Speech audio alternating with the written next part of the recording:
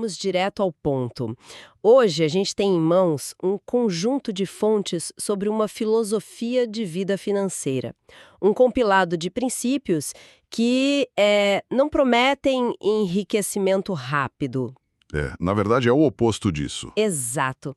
A missão aqui parece ser construir uma fortaleza financeira, sabe? Com um foco quase paranoico em uma única coisa: não quebrar. É tipo um manual de sobrevivência para o jogo do dinheiro a longo prazo. E o que é fascinante nisso é que o ponto de partida não é como eu posso ser genial, mas sim como eu posso evitar ser estúpido. Totalmente. Toda a filosofia se baseia na ideia de que a maior parte das grandes fortunas não é destruída por retornos medíocres, mas por um único erro catastrófico. Então, nosso objetivo aqui é entender essa mentalidade defensiva. Certo. Se tem uma frase que resume tudo, é esta: a riqueza duradoura não vem de lampejos de brilhantismo, mas da capacidade de ser consistentemente não idiota. E, acima de tudo, de se manter de pé. Ok, vamos desempacotar isso. O primeiro pilar dessa filosofia é uma mudança de estratégia que parece ser, assim, crucial, especialmente para quem já passou dos 50 anos. Isso. A ideia é que o jogo muda completamente. Não se está mais no ataque, tentando marcar gols a todo custo. O objetivo principal passa a ser a defesa. A prioridade é não perder o jogo. E existe uma matemática fria e implacável por trás dessa mudança. Pensa no impacto de uma grande perda em diferentes fases da vida. Se alguém com 30 anos perde metade do seu patrimônio, é um desastre, dói. Dói muito. Mas essa pessoa tem, teoricamente, mais 30 ou 40 anos de trabalho, de aportes e, o mais importante, de juros compostos para se recuperar. O tempo é um aliado poderoso. Mas aos 60 é história outra, né? Completamente. Perder metade do patrimônio aos 60 ou 65 anos é, na maioria das vezes, um nocaute técnico. Fim de jogo. Irreversível. É praticamente irreversível. O tempo que antes era o melhor amigo vira um espectador indiferente. Não há mais décadas de salário pela frente para reconstruir o que foi perdido. A capacidade de recuperação é mínima. É por isso que a fonte é tão enfática. A sobrevivência se torna o único jogo que importa. Isso revela uma perspectiva interessante sobre quem é o verdadeiro inimigo. Normalmente a gente pensa que o inimigo é a inflação, ou ter um retorno abaixo do mercado. Sim, o benchmark. Mas por essa ótica, o verdadeiro inimigo é a catástrofe. É aquele evento, aquela decisão que te tira do jogo para sempre. É a perda de 40%, 50% que apaga décadas de disciplina. Exatamente. O foco deixa de ser a otimização e passa a ser a prevenção. É uma troca consciente. A pessoa abre mão do potencial de ganhos espetaculares em troca de uma probabilidade, assim, drasticamente maior de não ir à ruína. Entendi. O objetivo não é mais chegar ao topo da montanha o mais rápido possível, mas sim garantir que não se caia do penhasco no meio do caminho. É uma mudança de prioridade, de maximização de ganhos para preservação de capital? E essa ideia de evitar a ruína me leva a um conceito que eu achei poderoso nas fontes. A ideia de que os juros compostos funcionam nos dois sentidos. Ah, isso é fundamental. Todo mundo adora falar da mágica dos juros compostos para o bem, mas a ideia de que eles também podem potencializar a estupidez é assustadora. Como isso funciona na prática? É a matemática reversa da riqueza. Pensa assim, um ganho de 10% ao ano, ao longo de décadas, cria uma curva exponencial de crescimento. Mas um único erro grande, uma perda de 50%, não te coloca um passo para trás. Não mesmo. Ele te joga para o início de uma escada muito, mas muito mais longa. Para recuperar uma perda de 50%, você não precisa de um ganho de 50%. Você precisa de um ganho de 100%. De 100%. Só para voltar ao ponto de partida. Exatamente. Esse buraco que a estupidez cria é exponencialmente mais difícil de sair. Entendi. Então, cada grande erro não apenas subtrai, ele destrói o potencial futuro de composição. O material diz que um erro idiota pode custar o dobro da riqueza potencial ao longo de 50 anos. É por isso que a meta se torna ser consistentemente não estúpido. É isso. Evitar o grande erro tem um retorno maior no longo prazo. E como se faz isso? Bom, para evitar esse erro, a filosofia propõe algumas regras bem claras, quase como mandamentos. São 3 proibições principais para se proteger da catástrofe. A primeira, e talvez a mais importante, é evitar a alavancagem. Dívida. A dívida, especialmente para investimentos, é descrita como um veneno para quem não tem um horizonte de tempo infinito. Ela amplifica tanto os ganhos quanto as perdas, mas são as perdas ampliadas que te tiram do jogo. A segunda proibição é evitar a especulação, certo? A tentativa de ser mais esperto que o mercado. Sim. A ideia aqui é que após uma certa idade, tentar competir com traders de 25 anos com mais apetite a risco, mais velocidade e menos a perder, é uma batalha perdida. O jogo deles é de curto prazo, o seu é de permanência. E a terceira? E a terceira regra que eu acho genial é evitar a complexidade. Há um alerta muito direto sobre isso. Quanto mais complicado o investimento, mais difícil de entender onde estão os riscos e as taxas. E maior a chance do investidor ser, para usar a expressão do texto, o otário da Sim, mesa. exatamente essa expressão. Essa da complexidade é ótima, quase como se ela fosse um disfarce para o risco. Se você não entende, provavelmente não é para você entender mesmo, porque alguém está ganhando com a sua confusão. É exatamente esse o ponto. A complexidade raramente serve ao investidor comum. Ela serve a quem a cria. E essa linha de raciocínio sobre simplicidade nos leva a um dos conselhos que mais me marcaram nos materiais. A afirmação de que investimentos chatos vencem. Ah, essa é clássica. Vai totalmente contra a cultura de Wall Street, do home run, da ação que vai decolar. Ninguém vai para um churrasco animado para falar sobre o desempenho trimestral da venda de sabão em pó ou de Band-Aid. Verdade. São negócios que não geram manchetes espetaculares. Mas, sendo um pouco a advogada do diabo aqui, essa abordagem não é um pouco conformista demais? Quer dizer, a gente vive numa era de inovação, de tecnologias disruptivas. Certo. Focar em refrigerante e pasta de dente não é deixar um potencial de crescimento gigantesco na mesa? Não é uma estratégia um pouco pessimista? É uma ótima pergunta. E ela vai ao cerne da questão. Não se trata de pessimismo, mas de probabilidade e resiliência.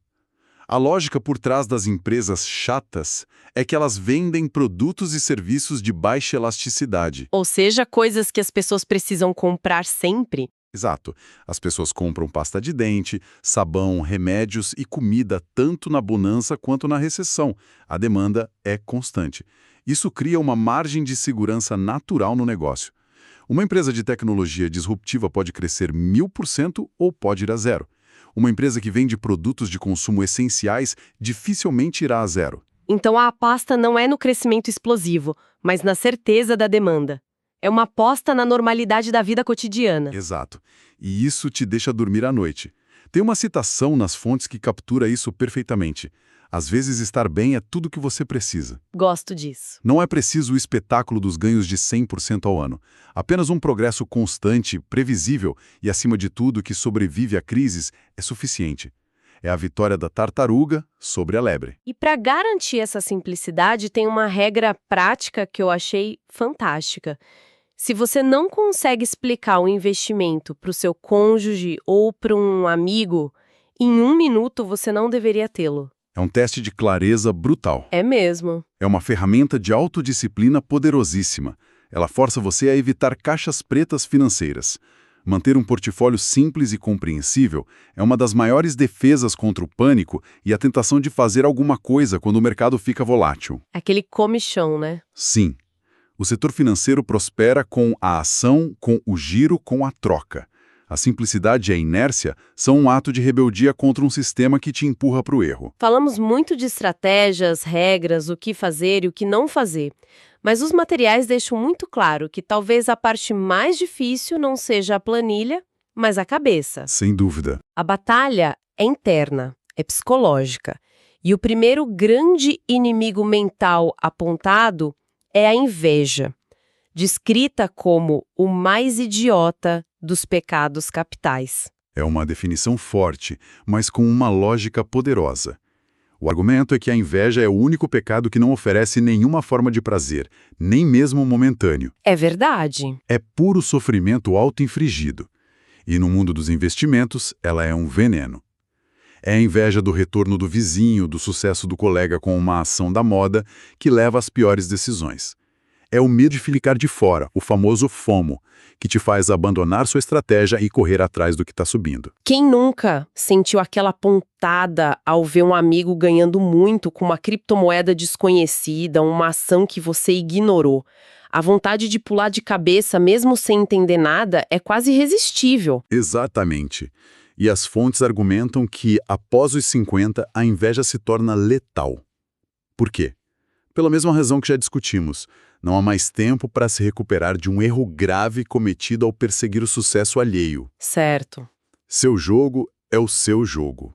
Comparar seu placar com um de outra pessoa que tem objetivos, tolerância a risco e um prazo completamente diferentes é a receita para o desastre. E ao lado da inveja, há outra armadilha mental: o excesso de confiança. A ideia de que a maioria de nós tem certeza demais sobre o futuro, sobre nossas próprias análises. Assim. O material sugere que a coragem de dizer "eu não sei" é uma vantagem competitiva gigantesca. E isso está diretamente ligado ao conceito de círculo de competência, popularizado por Warren Buffett e Charlie Munger. A ideia é simples.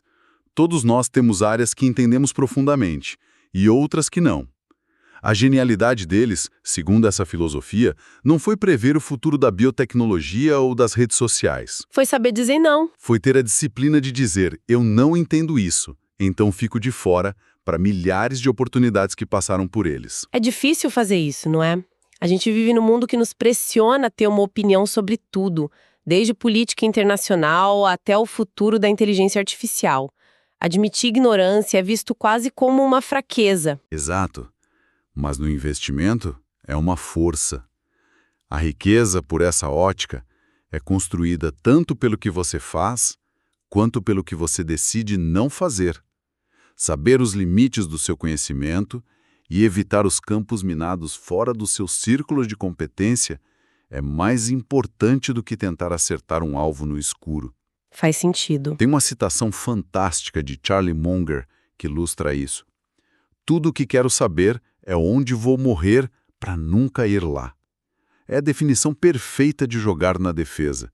É sobre evitar a estupidez, não sobre perseguir o brilhantismo a qualquer custo. Certo. Então, se a gente junta todas as peças do quebra-cabeça, jogar na defesa, evitar a catástrofe, abraçar o tédio, controlar a inveja e a arrogância e se manter dentro do que se entende, para onde tudo isso aponta? Qual é o objetivo final dessa jornada? Sim. Porque claramente não é ter o maior número na conta bancária para ostentar. E essa é a parte mais humana e, para mim, a mais importante de toda essa filosofia.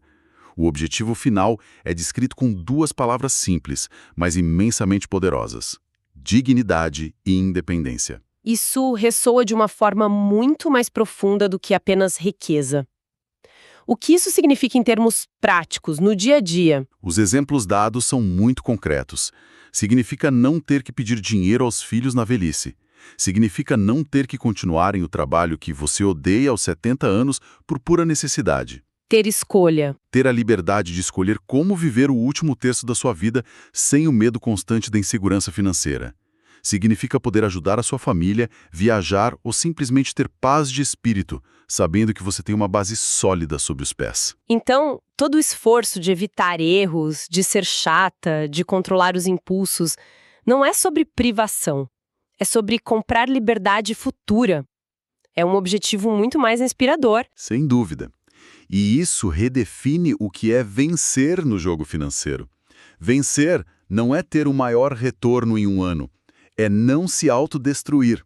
É permanecer de pé quando os gênios e os apressados já quebraram e saíram do jogo. A resistência vence. A resistência e a durabilidade, no fim, superam o brilhantismo momentâneo. Como diz o material, sobreviva tempo suficiente e a composição faz o trabalho pesado por você. A sua principal tarefa é não interromper esse processo. Ok, então, para amarrar a ideia central de hoje, a construção de uma riqueza que dura parece ser menos sobre a caça a acertos geniais e muito mais sobre a arquitetura de uma defesa contra erros fatais. É um jogo de resistência, não de velocidade. Perfeito. E isso me deixa com uma última reflexão. Quase toda essa sabedoria é direcionada para quem está na segunda metade da vida, como uma estratégia para proteger o que já foi construído e evitar a ruína. É uma lógica defensiva para uma fase crítica. Certo. A pergunta que fica no ar é: se a dívida, a complexidade, a especulação e a inveja são forças tão destrutivas que a gente precisa construir muralhas contra elas mais tarde na vida, que tipo de vantagem incalculável, que tipo de base indestrutível uma pessoa constrói ao decidir evitar essas armadilhas desde o início da sua jornada?